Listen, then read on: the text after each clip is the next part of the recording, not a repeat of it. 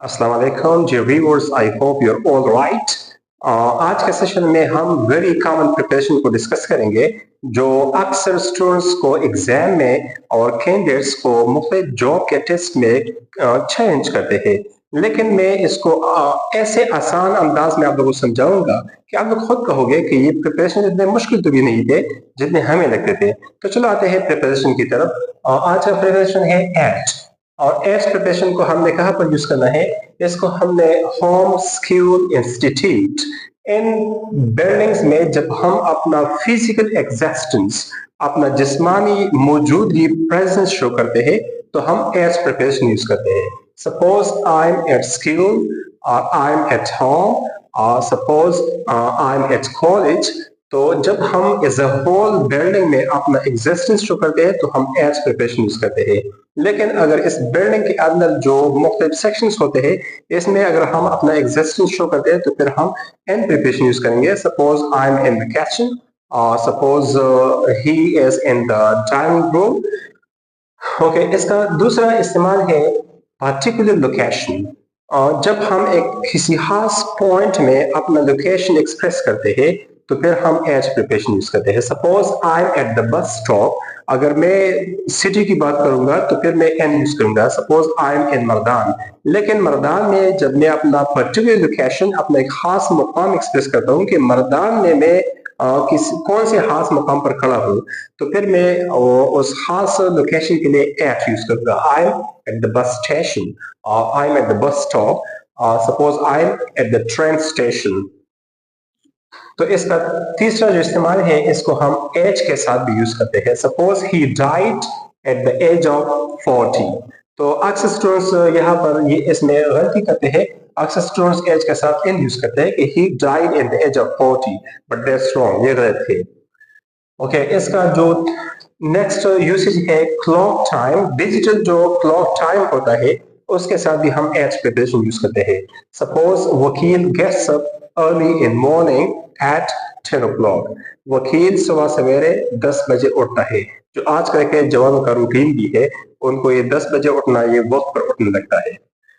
तो मुख्तलिफ जितने भी टाइम्स होते हैं इसके साथ हम एज प्रिपरेशन यूज करेंगे। इसके बाद हम इसको नून के साथ, नून जो टाइम होता है या नाइट के साथ, नाइट के साथ हम हमेशा एज प्रिपरेशन यूज करते हैं, चाहे मिडनाइट की हम बात करें या एज अ होल नाइट की बात करें।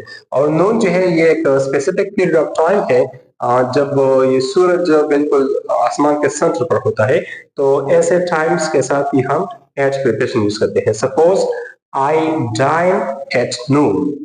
या suppose he plays cricket at night. Next जो है after verbs to show direction. ये सर्टन खास वर्ब के साथ हम एट प्रिपरेशन लगाते हैं जब हम डायरेक्शन की बात करते हैं। सपोज हम स्टूडेंट्स कहते हैं look at the board, look at the picture.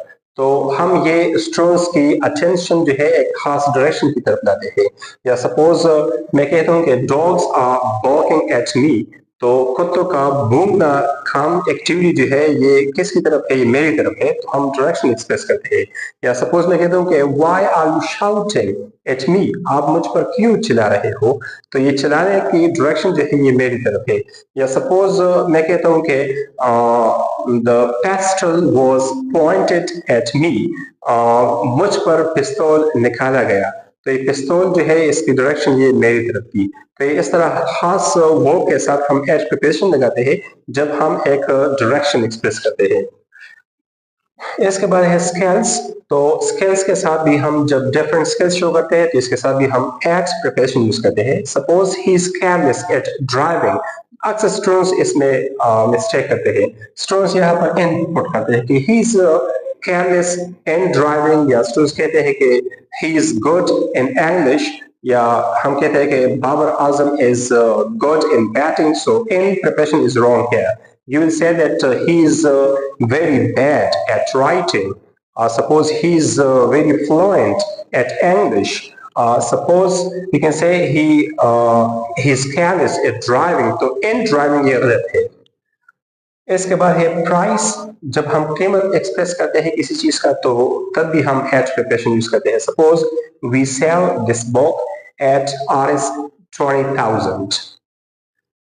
इसके बाद है स्पीड। स्पीड एक्सप्रेस करने के लिए भी हम एट प्रिपरेशन यूज करते हैं। Suppose he drives at 100 kilometre per hour, तो स्पीड के साथ भी एट प्रिपरेशन यूज होता है। लास्ट वन जो है वीकेंड। वीकेंड के साथ अक्सर ये कैंडिडेट्स जॉब के टेस्ट में या स्टूडेंट्स एग्जाम में ये मिस्टेक करते हैं कि वीकेंड के साथ वो एंड प्रिपरेशन यूज करते हैं। तो वीकेंड के साथ एंड प्रिपरेशन नहीं बल्कि एट प्रिपरेशन यूज होगा। Suppose we take rest at the weekend.